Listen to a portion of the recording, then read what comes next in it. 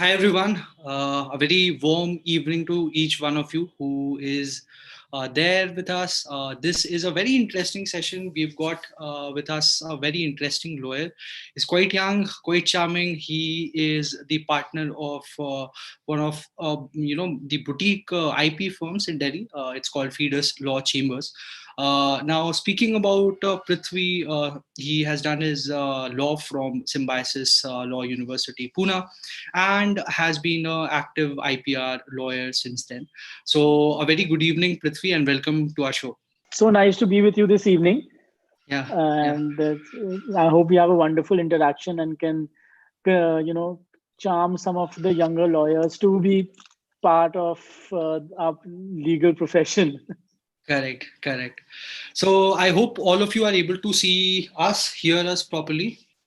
If in case you have any problems, please write down in the live chat window you have.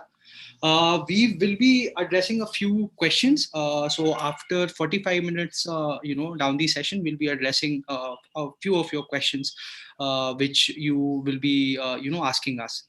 So if you are able to see us, please write down on the chat box. There's no problem in the sound. There's no problem in the video quality. All of it is good.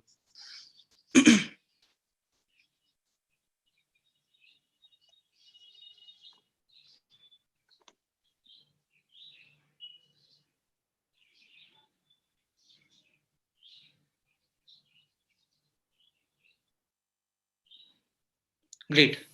So let's begin, Prithvi. Yes. Now we would just for every each one of you, we would basically we'll talk about the IPR legal practice which is going on in the country. We'll have a few basic definitions when it comes to the IPR law, especially which is important for your entrance examinations and the introductory law education in the country. And then we will be moving ahead with Prithvi's life in general, his approach to the practice which he has been doing since very many years.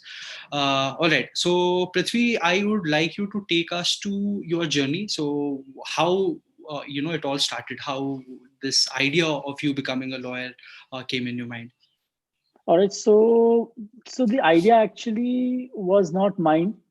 When I was in school, I pretty much decided that I can't. The science wasn't for me, so that's not something which I was going to get into. So I wasn't going to be either an engineer or a doctor. So to help me out with what I should do with my future, etc. I was told that to go meet a career counselor, see what they say, etc. So I went to a fairly renowned career counselor in Delhi. Gave all the aptitude tests, etc. And when the results came out, being a lawyer was, I was right on top. So that's how it actually began, and that's when I started researching in terms of how the legal profession is, what all it entails. And that's when I think corporate law was also picking up in India. So this is around 2003, 2004. So corporate law was picking up in India. There was, you could find articles about it. And so from what they made it sound it out to be, it's seemed fairly interesting.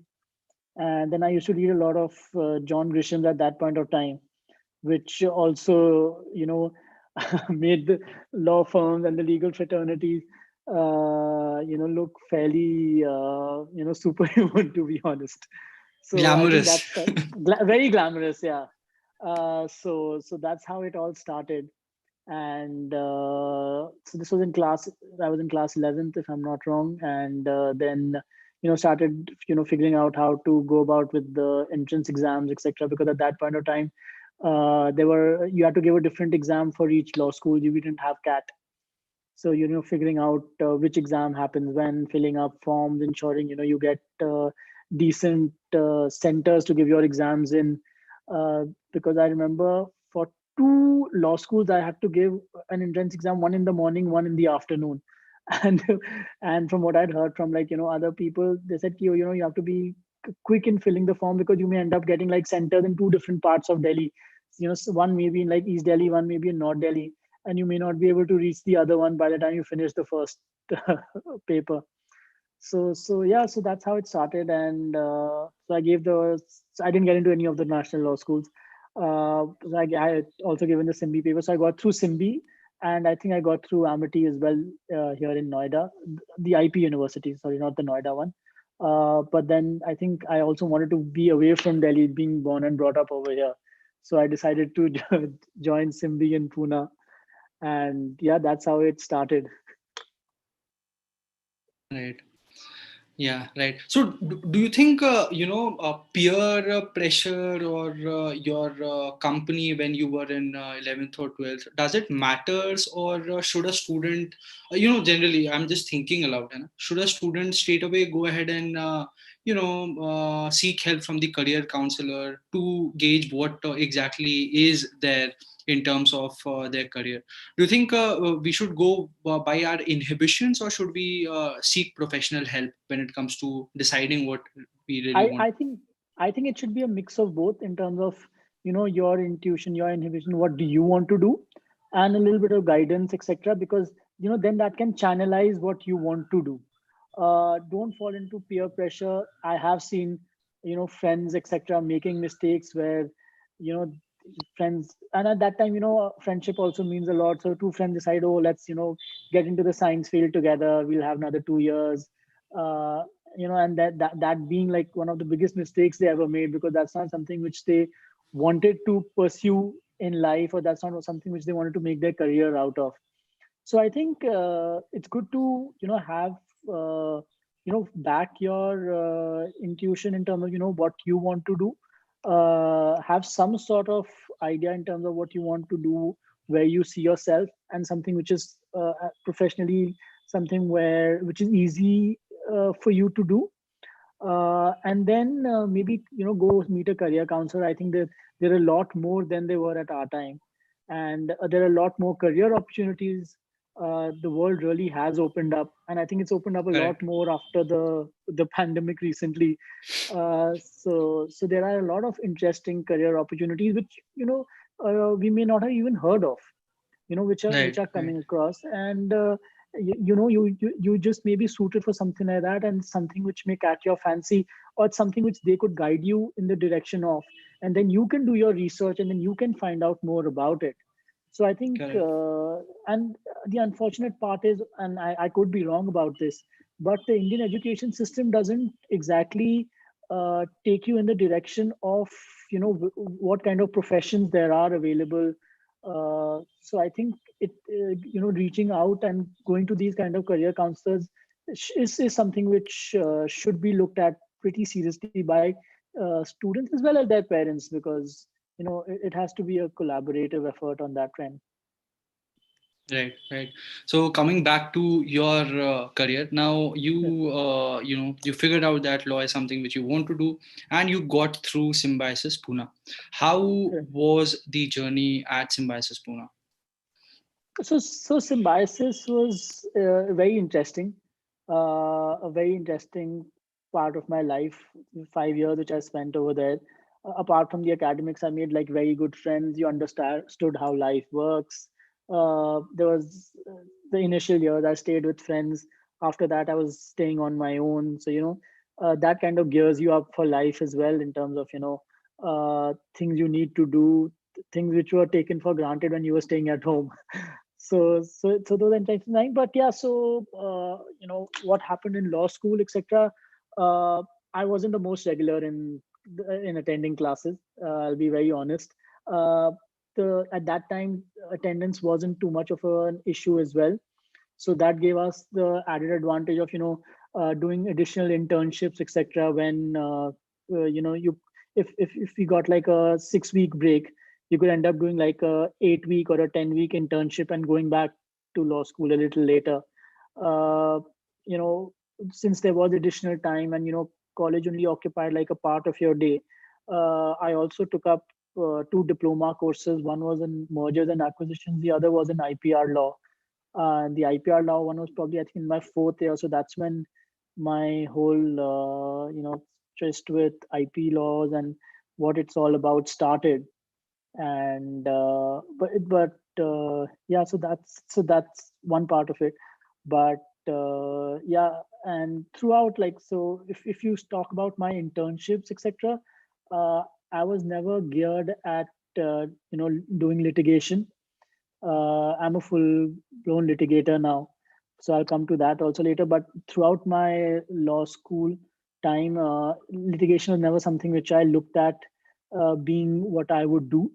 So I was never someone who was mooting. I was never someone who was in the debate team or debating, because I always wanted to do corporate law, and that's how I started focusing on all my internships on as well. So even though I did a couple of litigation internships initially, because that's what I was advised to do, that you should go to court, you should understand how the system works, you should always see how the Indian court system is, how the judiciary functions, etc.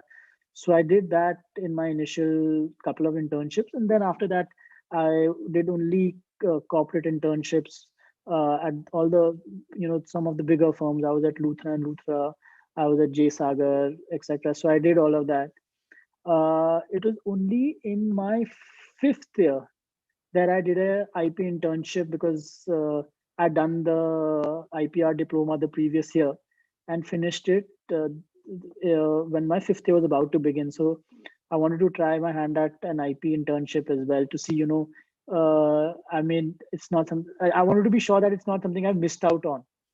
So I did an IP internship with a firm called IP Gurus. The firm doesn't exist anymore, but so that was a very interesting internship, and I think that's what probably charted my path into doing IP and now IP litigation, etc. Because they at that point in time, I used to have a lot of the luxury clients like Montblanc, etc. And in terms of what they were doing against counterfeiting, how registrations of trademarks works, the copyright office, etc. So that's where I learned some of the basic things, etc.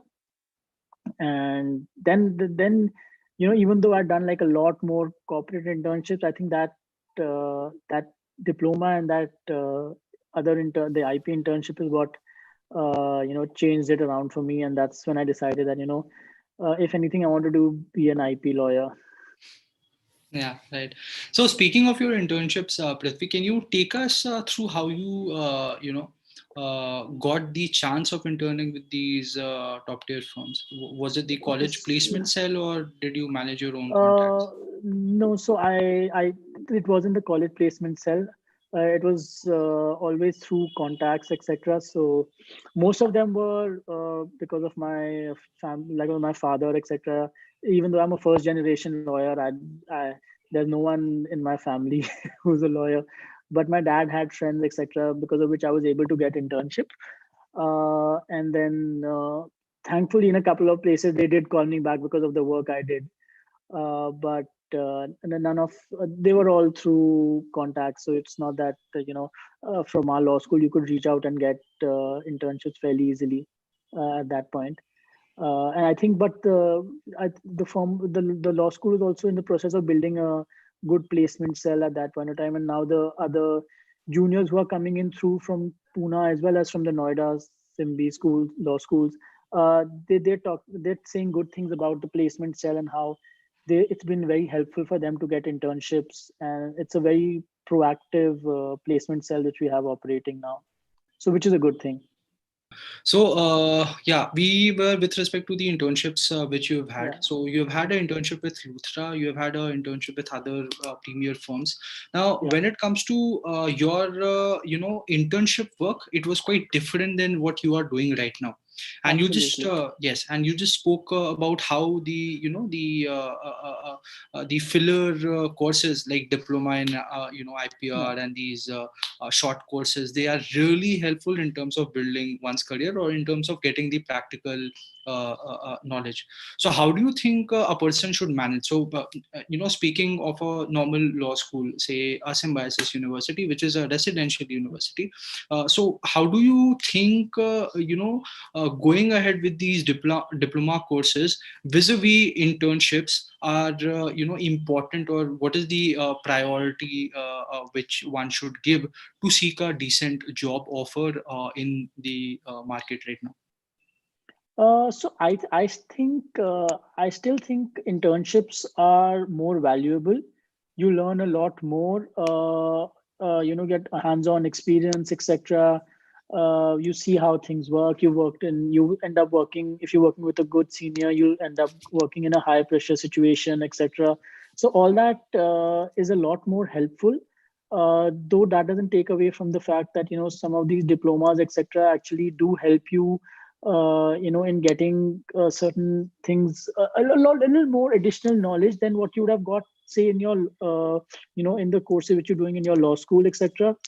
Currently, given the way how things have changed in the last year, I've been told by other, people who are interning with us, and also in the last couple of years, a lot of these, diploma courses and other sort of courses have all become online.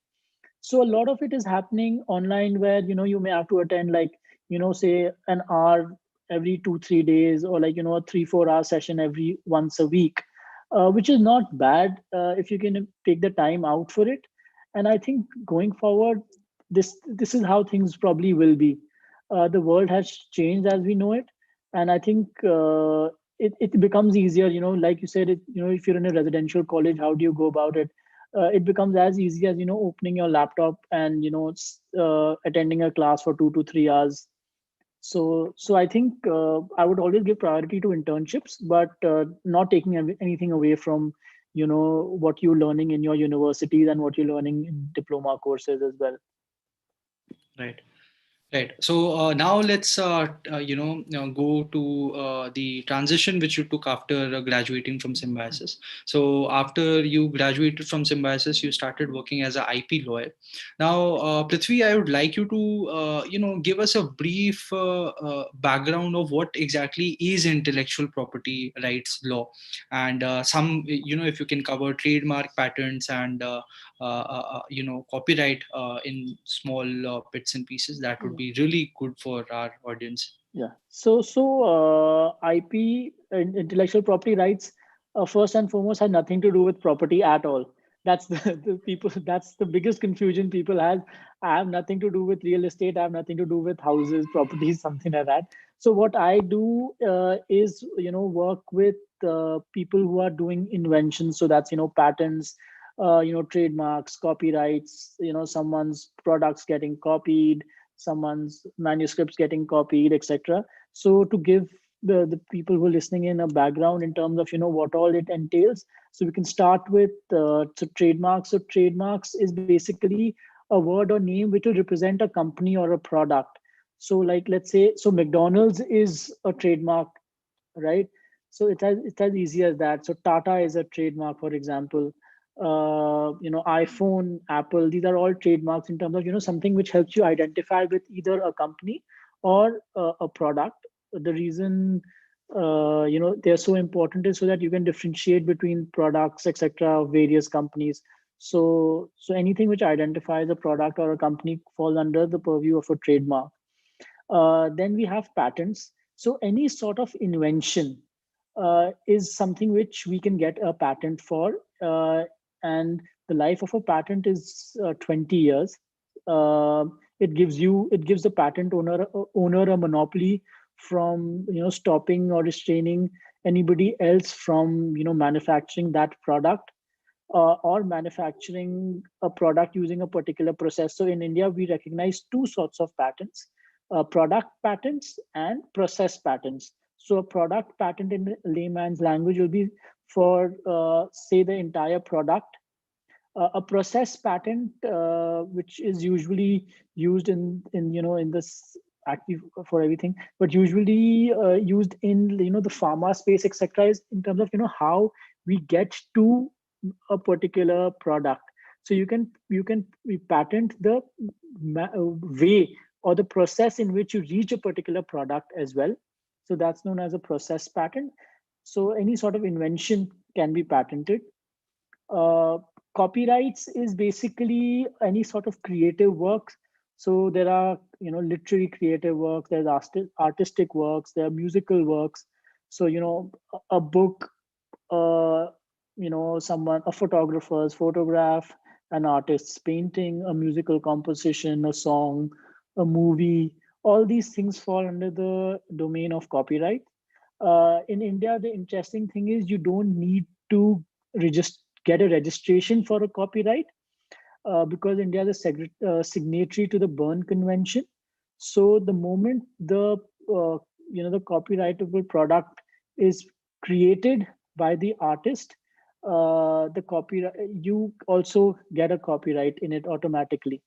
So those are the basics. Then apart from this, there is there are geographical indicators, so that which are like your basmati rice, or your champagne, your Alfonso mangoes. So all these are geographical indicators where the product gets the attribute from a particular region, or the manner in which they're created in a particular region. So that's geographical indication. Then there are designs where it's actually an interplay of copyright and patents, where a particular product is created, and the right exists in the design of the product. So those are the basic, those are the main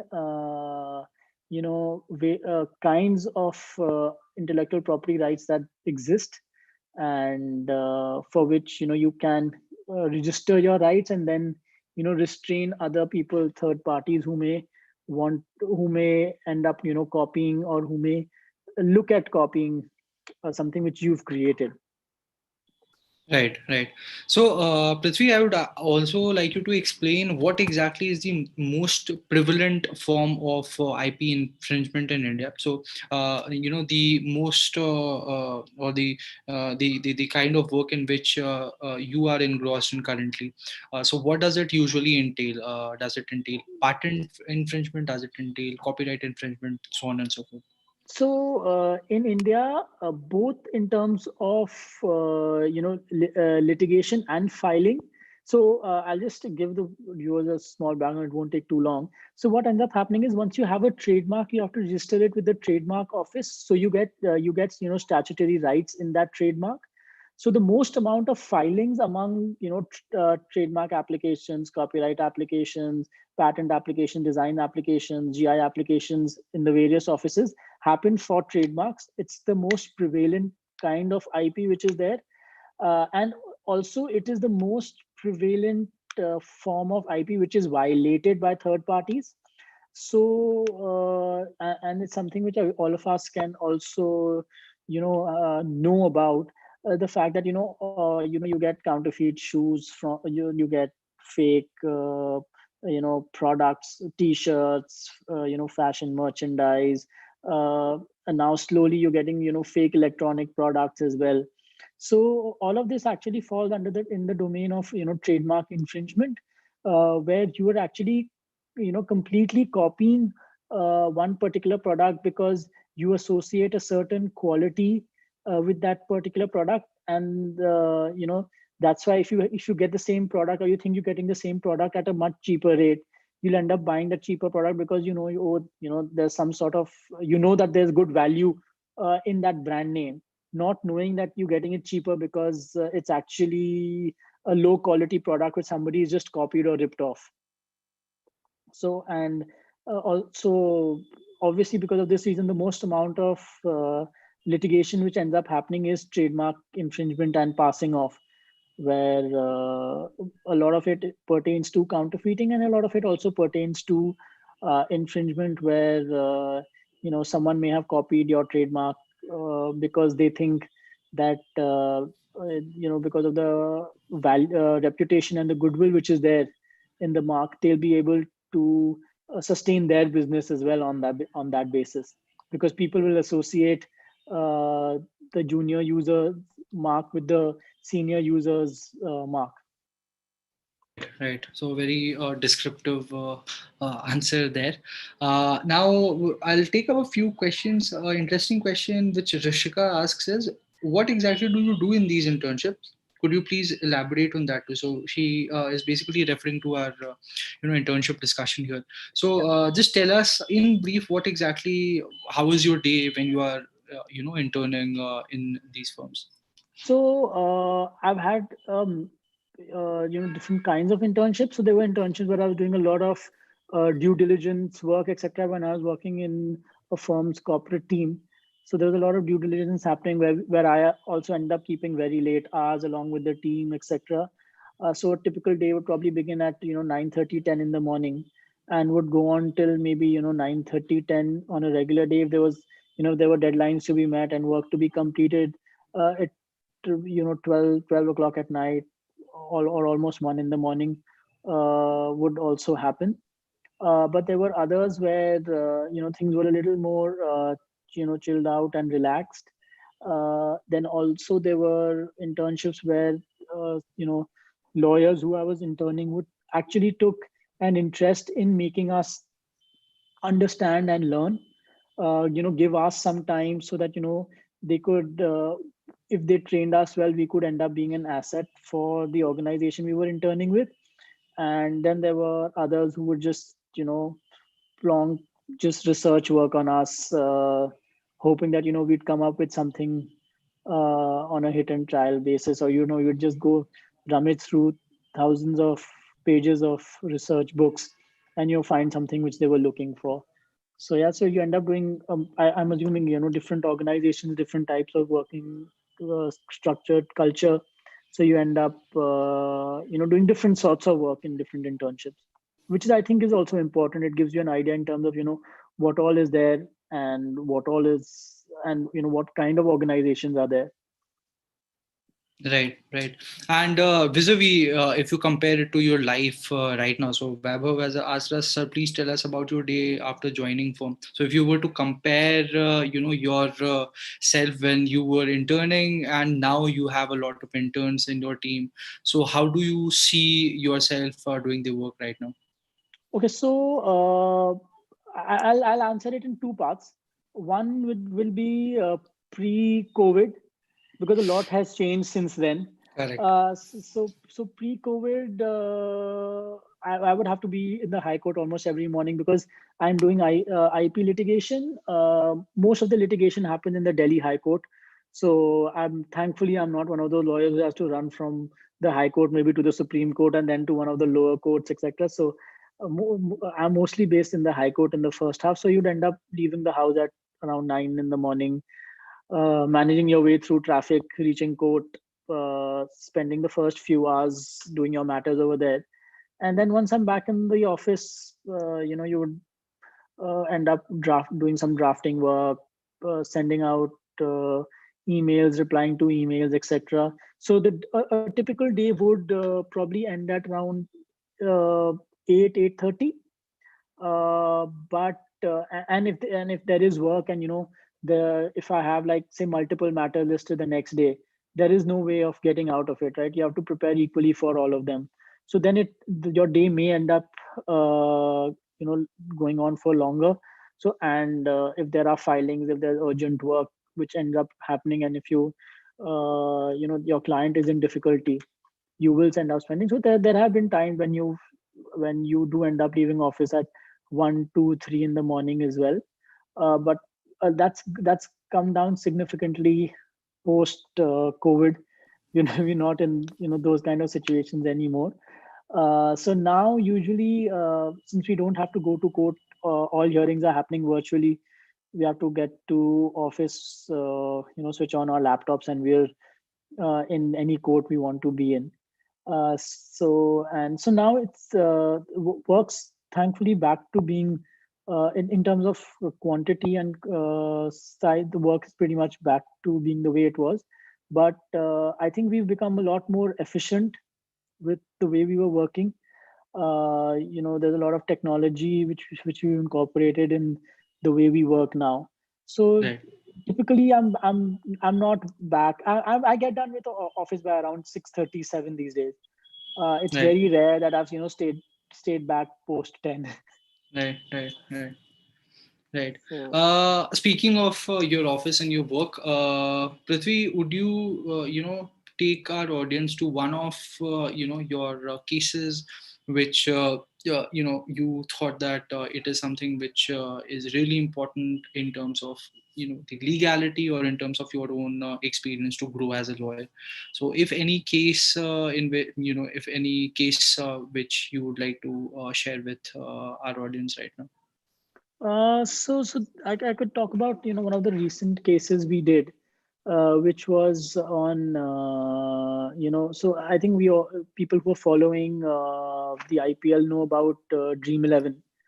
Right, right. So Dream 11 was facing a lot of issues. It was facing two issues actually. One was where people were using their trademark and setting up websites, either using a suffix or a prefix to Dream 11, setting up websites where they were promoting. So Dream 11 actually promotes fantasy sports, which is permissible under the Indian Act and in the all the statutes in India. But people are setting up sites using the Dream 11 trademark, and promoting gambling, etc. And people were doing things which were squarely illegal, and also using the mark to promote their own websites where they were giving tips and tricks, etc., for other such online fantasy gaming uh, you know portals or applications. So we had to, and suddenly and everything was like a fairly quiet because there were no sporting tournaments, etc., happening. And suddenly once the IPL was announced, all these suddenly like hundreds of these websites came up, and we couldn't keep up with filing individual cases against each of them, because then you would be just filing hundreds of cases. So we came up with a strategy of filing one lawsuit, and having all of them, impeding all the domain name registrars who register these websites, and impeding all the websites who were actually infringing our clients' rights, and getting all of them taken down, which I think was fairly helpful during the IPL time. Otherwise, our client was going fairly crazy, keeping a track of how many such websites are springing up on a daily basis. So I think that was something which was interesting to do. Right. Right. So, having said that, a lot of questions are coming, sir. What what is the pay scale of lawyers in India? So that is a very generic question. We can talk about the pay scales of IP lawyers for sure. So if you can give a broad hint of the kind of money which IP lawyers make.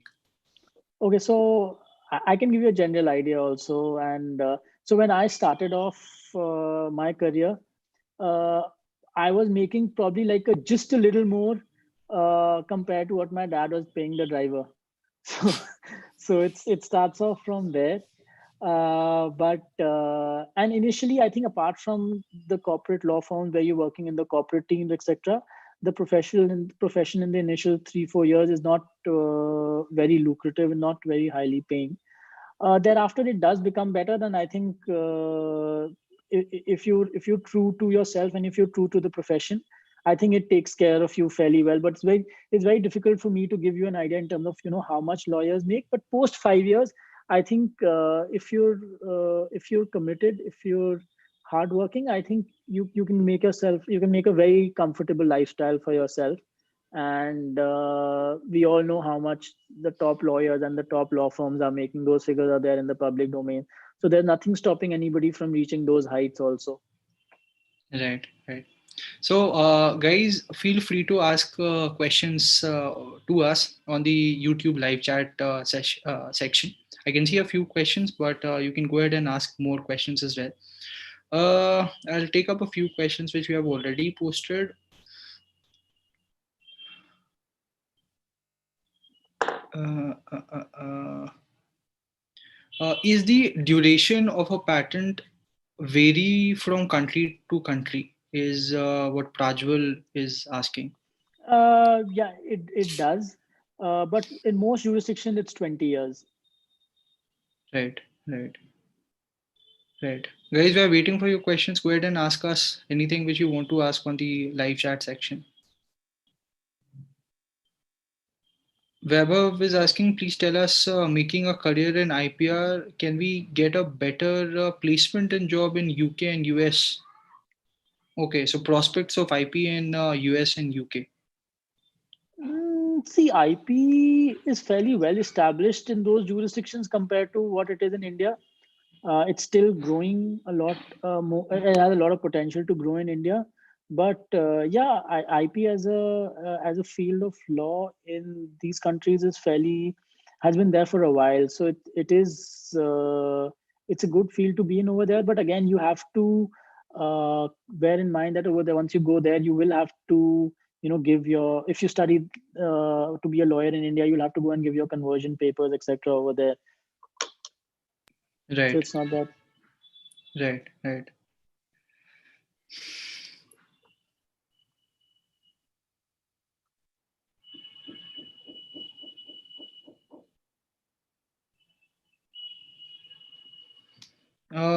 So should we keep symbiosis as a priority if we don't get into NLU? Okay, so this is a typical CLAT aspirant question.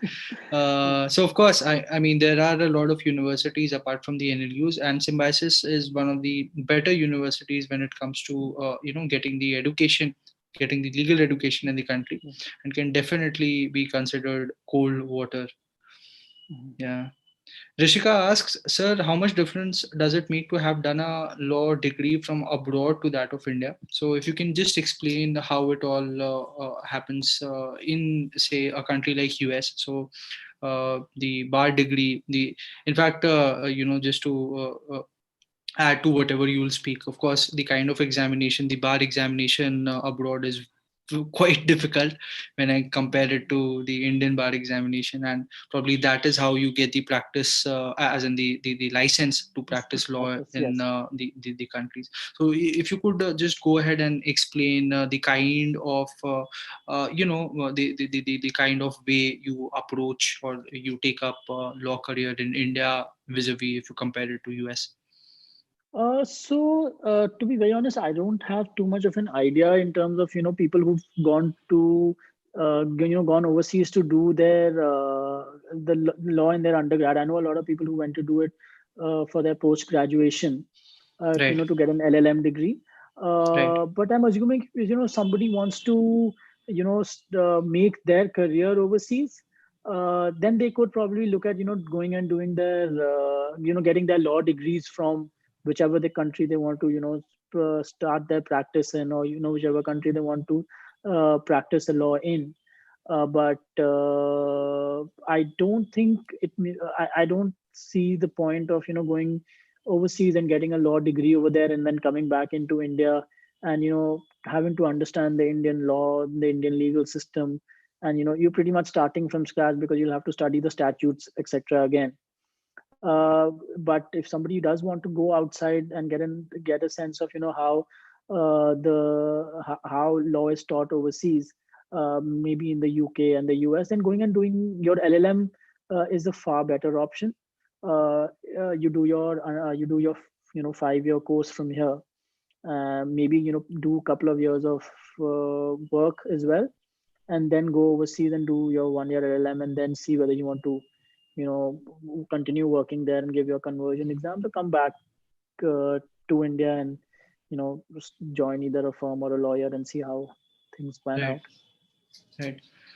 Muskan asks, once you get into a decent college, how do you keep yourself at a good position?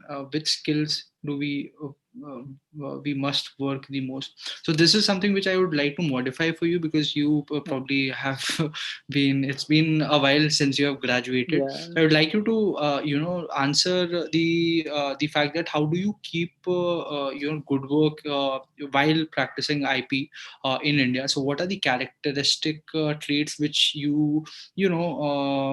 see yourself, as evolving or as getting imbibed in your system to do well in your practice? See, I think it's the most important is to read and to keep up to date in terms of what's happening. I think that's something which is the profession is such that it's evolving pretty much every day. there are no new judgments being passed, older case laws not being relevant anymore. So it's a very important to be updated, and which is very easy to do in this day and age because everything is available electronically, right? So it's very important to read blogs, etc. It's very important to know what is happening in, at least in the fields which interest you. You'll come across a number of blogs where what is happening in court on that subject being written on a daily basis. So that is important, and I think at some level it's important to have be probably going back to the question which was asked, be part of certain extracurriculars which are happening in your college as well. I didn't do it, but I would highly recommend someone to be definitely be part of the moot court team, definitely be part of the debate teams, etc., and see whether that's something which actually does end up getting interesting for you. So I actually missed out on that, and I wish I'd done that when I was in law school. But in this profession, it's always good to keep an open mind. Rather than going into law school thinking that this is what you want to do. Be open, see what all the profession has to offer to you, the law school has to offer to you, and then you're free to make your decision at that point of time. So I think all these things will be really helpful. Right. Vaibhav asks a question. So please tell me, how can you become a judge in a high court after making career in IPR?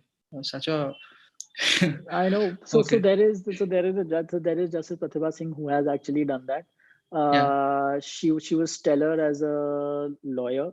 She got designated as a senior, and then she got designated as a judge. So you pretty much have to give in 20-25 years of your life of hard work. That there are no shortcuts in this profession. So if you're able to be meticulous, given those kind of hours, I don't think any of this can stop you from becoming a judge. Right. Right. Neeti asks, how did you end up choosing IP? There are so many other fields. Why IP? So I think I answered that Yes. probably in the beginning, but Correct. yeah, Correct. it was because of one particular internship which I did, which kind of gave me a background or a foundation of what IP laws, etc. were, along with one diploma course I did on IPR. So I think those two things combined made me make up my mind to go in the direction of IP. Right. Right. And probably the last question for the day. Rishka asks how to stay focused after getting admission in one of the esteemed national law universities. So this is something which, I mean, you would of course like to take up the focus bit when it comes to your profession, the kind of concentration with which lawyers work. It's simply unparalleled. And how do you basically remain true to your work? How do you remain focused when it comes to your practice, your work? Okay, so see, it's very difficult. It's very grueling. I think it's very important to have certain hobbies outside of the profession so that you're able to shut off once you leave the office and once you're back home and once you have your weekend where you can actually focus on your hobby, etc. I think if you, for me at least, that's what works. To have something else to look forward to. So I'm assuming that holds true when you're in law school as well. To have certain things which actually apart from the work which you do, and apart from say going to college and attending your lectures, etc., something which you actually look forward to, something which you're passionate about. For me, that's traveling a little bit, etc., making those plans. I run a super bike club, so that takes care of my Saturday Sunday mornings. So I go and ride around a bit with my friends.